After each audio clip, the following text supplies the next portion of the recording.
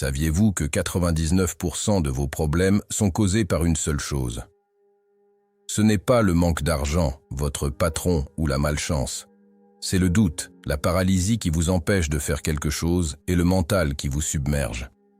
Et si je pouvais briser ce cercle vicieux, retrouver la clarté d'esprit et cesser de procrastiner en une semaine seulement? Ce que vous êtes sur le point de découvrir, ce n'est pas une astuce de développement personnel, c'est la philosophie stoïcienne la plus puissante pour l'action. Les stoïciens comprenaient que le plus grand obstacle n'est pas ce qui se passe à l'extérieur, mais notre incapacité à percevoir précisément ce qui se passe à l'intérieur. Cette pratique a transformé Marco Aurelio d'un homme tourmenté par les guerres en un homme calme et déterminé. Il s'agit de prendre le contrôle de son esprit pour que ses actions soient immédiates et efficaces. En éliminant l'incertitude qui paralyse cette vidéo, j'applique le principe stoïque central qui vous permettra de distinguer ce que vous pouvez changer de ce que vous voulez, vous permettant ainsi d'éliminer 99% de vos problèmes perçus au cours des 7 prochains jours. Je vous montre comment pratiquer cette pratique quotidiennement, forgeant ainsi un équilibre inébranlable où le doute n'a tout simplement pas sa place. En fin de compte, vous ne comprenez que la théorie, mais demain, vous saurez exactement comment agir et avec la même certitude que vous ressentiez auparavant. Pour dissiper ce doute, je vous demande d'agir immédiatement et avec force. Allez dans les commentaires et écrivez cette phrase. Mon esprit agit, je doute. Ce faisant, vous vous engagez à cesser d'être un simple spectateur de votre vie pour devenir l'architecte de votre réalité. Écrivez-le maintenant et commençons cette transformation radicale. Le premier et le plus fondamental pilier du stoïcisme est une vérité qui, une fois assimilée, dissipe 99% de vos problèmes avant qu'ils ne deviennent la stricte dichotomie du contrôle. Vous devez entreprendre un auditoire implacable, traçant une frontière indissociable entre ce qui est absolument sous votre contrôle et ce qui est simplement « non ». C'est ça. Ce n'est pas une leçon passive de démission. Il s'agit d'une déclaration de guerre contre l'incapacité émotionnelle. La seule chose qui réside à l'intérieur de votre forteresse inviolable n'est pas votre corps, ni votre réputation, ni le résultat de vos efforts. Si la faculté est avec celle qui perçoit, évalue et répond au monde, tu es juteux. Toute la douleur, toute la frustration, et toute la paralysie de la personne née à l'instant où nous lui attribuons la valeur ou la terreur. Reconnaître ce principe vous donne la clé de votre propre cage. Cela vous oblige à détourner immédiatement votre énergie mentale des zones où se trouvent les actions des autres, le climat, le passé, l'avenir, et à la concentrer, tel un laser, sur le seul moteur que vous pouvez démarrer, la qualité, la cohérence, et la vertu de votre intérieur. Une fois cette sphère de contrôle identifiée et isolée, votre approche doit devenir intensément pratique et morale. Votre devoir est de purifier ce jugement, de le débarrasser des jugements excessifs, hérités et infondés qui vous forcent à souffrir d'avance. L'enseignement réside non pas dans le contrôle extérieur, ce qui est impossible, mais dans l'exercice d'une souveraineté absolue sur l'interprétation que vous donnez. Lorsqu'un échec survient, on souffre de l'événement lui-même, mais aussi de l'opinion qu'on s'en est faite. 2. Il transforme les obstacles en opportunités. Chaque défi est un obstacle déguisé. La plupart des gens voient les obstacles comme des freins, des barrières qui les empêchent d'avancer. Les stoïques voyaient les choses différemment. Chaque obstacle est une épreuve, une opportunité de grandir. Pensez-y. Toutes les grandes réalisations de l'histoire ont été le fruit de l'adversité. Les grands dirigeants, les inventeurs, les philosophes, les guerriers, tous ont affronté des difficultés. Mais au lieu de s'en sortir, ils ont su transformer ces épreuves en quelque chose de précieux. Marc Aurèle disait « Ce qui s'interpose sur la route devient la route ». Autrement dit, ce qui vous semble aujourd'hui être un problème, cela pourrait être la plus grande bénédiction de votre vie si vous l'abordiez sous un autre angle. L'échec n'est pas une fin, c'est une leçon. Chaque erreur est une opportunité de s'améliorer. Chaque rejet vous pousse vers une nouvelle direction. Chaque chute vous apprend à devenir plus fort, mais cela n'arrive que si vous surmontez votre mentalité. Face à un obstacle, au lieu de vous demander « Pourquoi cela me concerne-t-il ?» demandez-vous « Que puis-je apprendre de tout cela ?» C'est là que réside la différence radicale entre une personne ordinaire et une personne partageant une même mentalité. Un obstacle peut être plus difficile ou plus fort, selon ce que l'on voit sur son visage. Se plaindre, c'est sombrer. Accepter et agir, c'est être heureux. Les stoïques s'engagent dans leur esprit pour profiter de l'opportunité en tout. Avez-vous manqué un emploi ? Il y a déjà eu le signal nécessaire pour trouver quelque chose de mieux. Vous avez un projet en cours ? Maintenant, vous savez comment le réaliser la prochaine fois. Rien dans la vie n'est entièrement bon ou mauvais. Tout dépend de la façon dont vous le vivez. Et si vous pensez que chaque défi est un défi déguisé, vous vous sentirez à nouveau vaincu. Dès aujourd'hui, si vous rencontrez un obstacle, souvenez-vous-en. Ce n'est pas un frein, c'est une échelle. Servez-vous-en pour grimper. Avant de continuer, si vous aimez, partagez-la pour en faire profiter un maximum de personnes. Et si vous ne voulez pas manquer mes prochaines vidéos, abonnez-vous et activez la cloche. 3. Ne réagissez pas, réagissez avec sagesse. L'impulsivité est l'ennemi de la maîtrise de soi. Dans la vie, on ne peut pas toujours contrôler ce qui arrive, mais on peut toujours contrôler nos réactions. Cependant, la plupart des gens font le contraire. Ils réagissent sans réfléchir, guidés par la colère, la peur ou la frustration. C'est dangereux, car une impulsion peut ruiner des relations, des opportunités, voire le cours d'une vie. Les stoïques comprenaient que la force réside dans l'extérieur, mais dans la capacité à garder son calme en toute situation.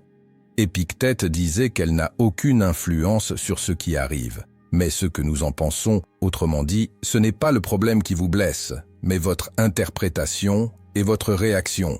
Réfléchissez-y. Combien de fois avez-vous dit ou fait quelque chose dans un moment de colère, puis l'avez-vous regretté ? Les émotions sont temporaires, mais les conséquences de nos réactions peuvent être permanentes. C'est pourquoi, avant d'agir ou de parler, marquez une pause. Prenez un moment pour analyser clairement la situation. Respirer, penser, puis agir est un signe de force. Les stoïques pratiquaient l'ataraxie, un état d'imperturbabilité face aux événements extérieurs. Cela signifie certes être indifférent, mais choisir judicieusement la meilleure réponse. Voici une méthode simple mais efficace. Chaque fois qu'un événement provoque une réaction immédiate, prenez 3 secondes. Demandez-vous, c'est juste mon énergie. Comment réagirez-vous à ma meilleure version de mon rôle ? Comment réagirez-vous face aux problèmes ou à l'entreprise ? Dans la plupart des cas, vous pourrez faire un choix, ou ce n'est pas la meilleure option. Réagissez avec calme et stratégie pour vous donner une chance. Le contrôle automatique est possible.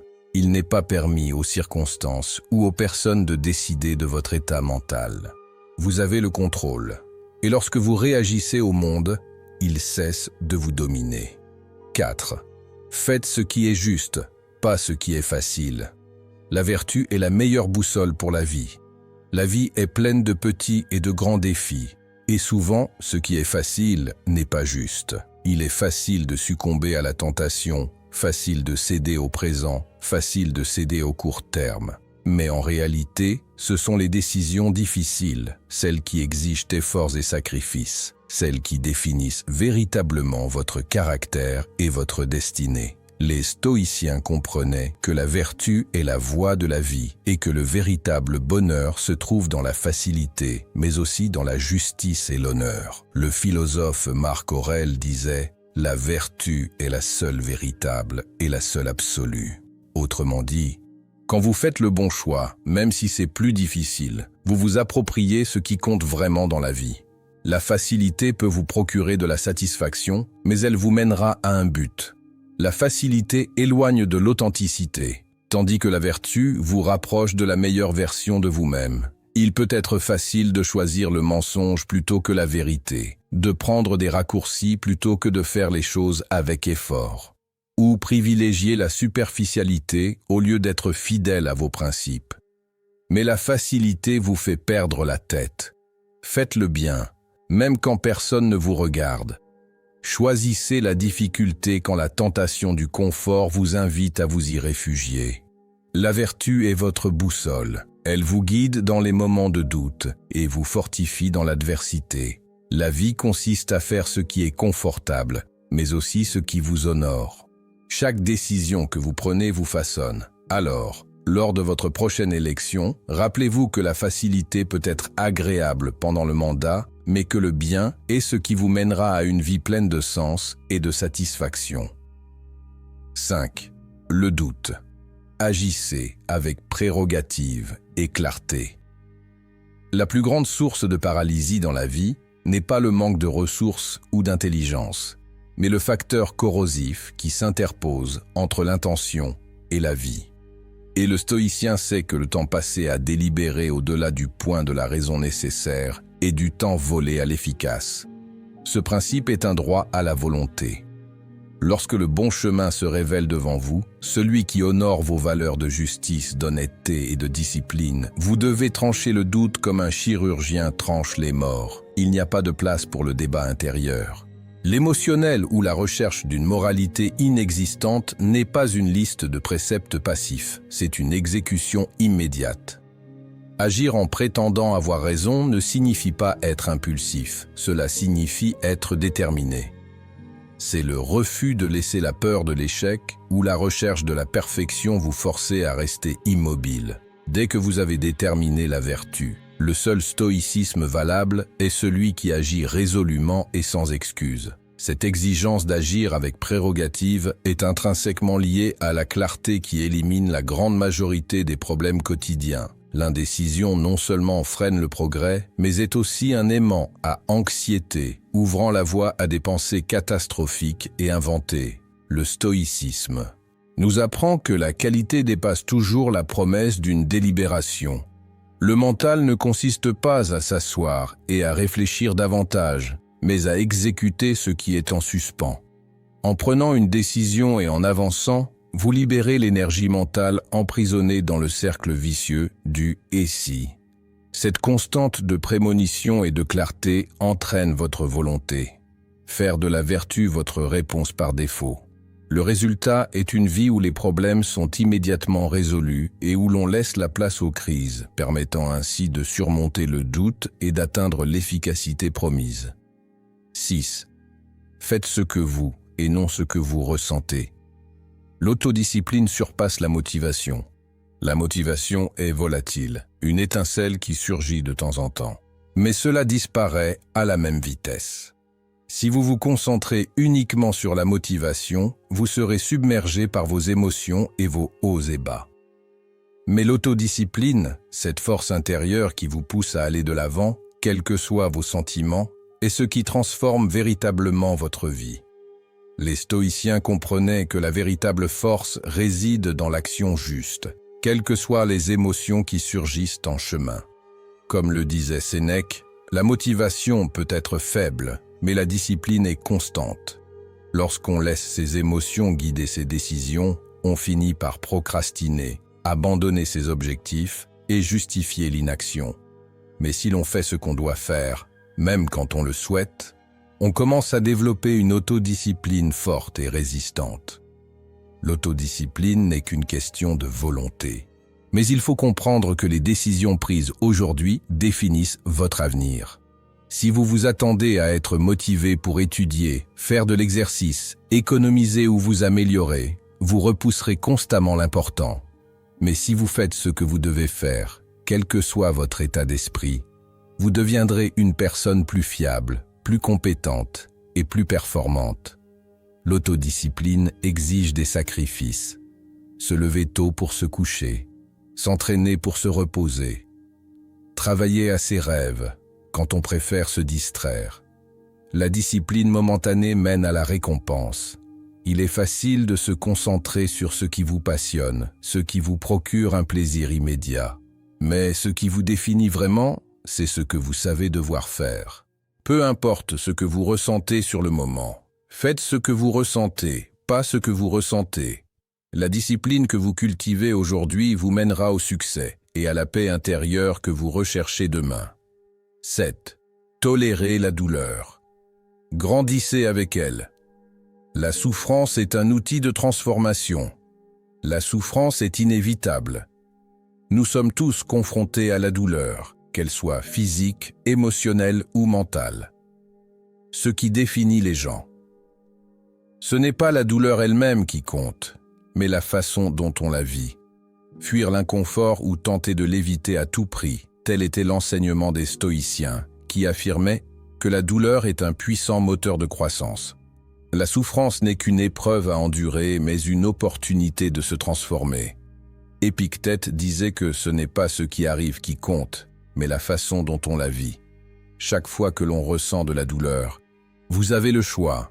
Allez-vous vous laisser submerger ou cette expérience vous renforcera-t-elle? Votre façon de souffrir définit votre personnalité. Face aux difficultés, votre réaction naturelle peut être de résister, de vous plaindre, voire de capituler. Mais la véritable force réside dans l'acceptation de la douleur, dans les leçons qu'elle vous apporte et dans sa capacité à vous enseigner.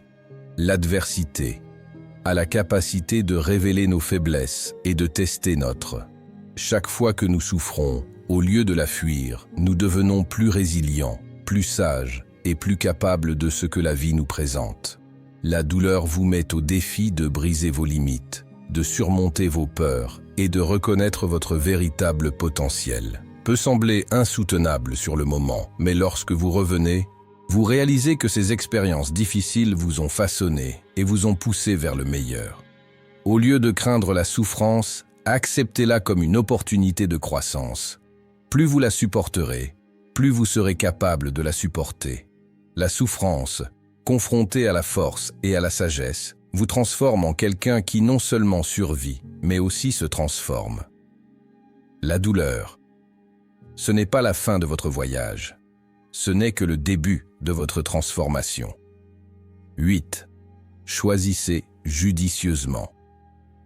Tout ne mérite pas votre énergie ni votre attention. La vie nous confronte à des défis et des situations qui exigent notre énergie. Cependant, toutes les batailles n'en valent pas la peine.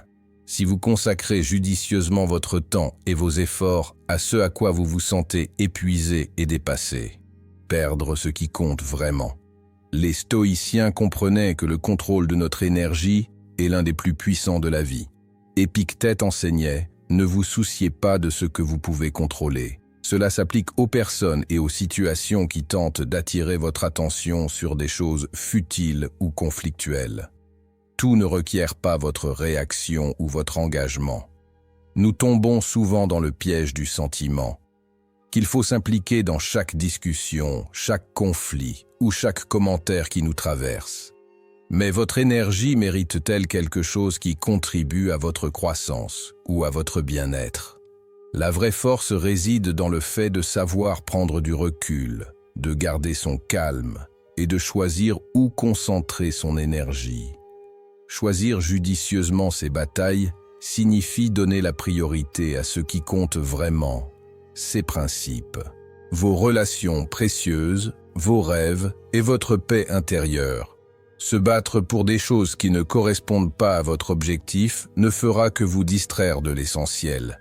Ne gaspillez pas votre énergie à vous disputer avec des personnes qui ne vous écoutent pas ou à mener des batailles qui contribuent à votre épanouissement personnel. La véritable sagesse réside dans l'identification de ce qui vous intéresse. Prenez soin de votre énergie, car c'est ce que vous avez de plus précieux. En résumé, la vie est limitée et votre temps et votre énergie sont précieux. Choisissez vos batailles avec conscience et sagesse. Et ne vous laissez pas influencer par des choses superficielles ou superflues. Ce faisant, vous vivrez avec plus de sens, de sérénité et de concentration. 9. Entourez-vous de personnes qui vous encouragent à vous améliorer. Une personne forte forge un caractère. L'environnement que vous choisissez dans votre vie joue un rôle crucial dans votre personnalité. Votre entourage peut vous soutenir ou vous tirer vers le haut. Si vous êtes entouré de personnes qui vous soutiennent, vous stimulent et vous inspirent, votre potentiel est immense. Mais si vous êtes entouré de personnes conformistes, qui cherchent à se conformer et qui promeuvent la médiocrité, il vous sera plus difficile d'atteindre la grandeur. Les stoïciens comprenaient que l'environnement influence profondément notre mentalité et dans nos décisions. Sénèque disait « Les gens que vous rencontrez sont la mesure de votre caractère. Votre cercle d'amis, de mentors et de collègues doit être choisi avec soin, car ils influencent non seulement vos actions, mais aussi votre propre comportement. Entouré de personnes qui vous poussent à vous améliorer, vous progresserez constamment et atteindrez de nouveaux sommets. Il est facile de s'attacher au confort des relations qui vous valident, mais celles qui vous poussent à quitter ce confort sont bien plus précieuses. Les personnes exigeantes et qui vous laissent vous conformer sont celles qui vous aideront réellement à grandir. Elles vous permettront de stagner. Elles vous motiveront à élever vos standards, à remettre en question vos croyances limitantes et à prendre des décisions plus judicieuses. La force réside non seulement dans les personnes, mais aussi dans les influences que vous acceptez dans votre vie. Quel contenu et quelles idées adoptez-vous? Si vous vous entourez constamment de pensées négatives, votre développement paraîtra limité. Au contraire, entourez-vous de personnes et de sources qui vous stimulent davantage, transformera votre personnalité. En bref, votre environnement peut être votre meilleur allié ou votre plus grand obstacle. Choisissez judicieusement votre entourage, car une personnalité forte forge un caractère, et une personnalité forte est la base d'une réussite. Mesurez vos progrès à votre calme, et non à vos réalisations. Le monde nous a appris à évaluer le succès à l'aune de titres prestigieux, de relevés bancaires, de reconnaissance et de réalisations visibles. Le stoïcisme, cependant, exige une réorientation radicale de notre mesure interne. À la fin de cette transformation, vous devez résister à la tentation d'évaluer vos progrès en fonction de la quantité de matériel que vous possédez, car la véritable élimination des problèmes se vérifie par un décompte de victoires, mais avec une conviction profonde et indéniable. Votre plus honnête et puissant, votre calme doit être votre force. Avec quelle rapidité retrouve-t-on la sérénité après un échec? À quelle fréquence l'extérieur perturbe-t-il votre équilibre? Si votre réaction face à l'adversité est désormais crispée, si la peur a cédé la place à une acceptation sereine, alors vous avez triomphé dans l'arène où la victoire compte. Le calme est l'incontestable. Que vous avez dominé la dichotomie du contrôle et appris à vivre uniquement dans la sphère de votre vertu. C'est la leçon finale qui scelle votre engagement envers la compréhension stoïque selon laquelle l'inviolabilité est le résultat direct d'une vie vertueuse et raisonnée. Si vous avez appliqué le principe d'action avec clarté et exercé votre jugement avec souveraineté, le calme ne sera pas un objectif à poursuivre, mais le naturel de votre être. C'est un stoïcisme qui ne peut être ni falsifié ni volé. Un matériau peut disparaître demain. La paix mentale que vous avez forgée en cessant de souffrir de l'incontrôlable est votre bien le plus précieux et le plus indestructible. En vous concentrant sur le calme, comme mesure de votre progrès, vous cessez d'être esclave de la volatilité du monde et vous devenez, soyez maître de votre paysage intérieur. Renforcez votre transformation de ces 7 jours en regardant vers l'intérieur, car la véritable victoire est celle d'un esprit qui, dans toute tempête, reste ferme, serein et absolument en paix. Nous avons atteint la fin, mais ce n'est que le début de votre transformation. Souvenez-vous que le grand secret du stoïcisme n'est pas la théorie, mais l'immédiat. Nous vous avons révélé le point central. Cela vous permet de distinguer les faits de la fiction mentale, vous donnant la clarté nécessaire pour éliminer 99% de vos problèmes perçus en seulement 7 jours. Votre esprit sait désormais comment douter et procrastiner, mais l'apprentissage continue. Si cette vidéo a allumé en vous l'étincelle d'action, n'hésitez pas à l'aimer. Votre soutien nous aide à continuer de partager cette pratique. Et maintenant, le dernier défi. Partagez cette vidéo avec un proche qui sait que vous luttez contre la paralysie liée à l'analyse. Ensemble, nous pouvons cultiver la sérénité. N'y allez pas. Vous trouverez sur l'écran le lien vers notre prochaine vidéo où nous approfondissons les méthodes les plus efficaces pour gérer l'anxiété. Cliquez maintenant et continuez à développer votre esprit invincible.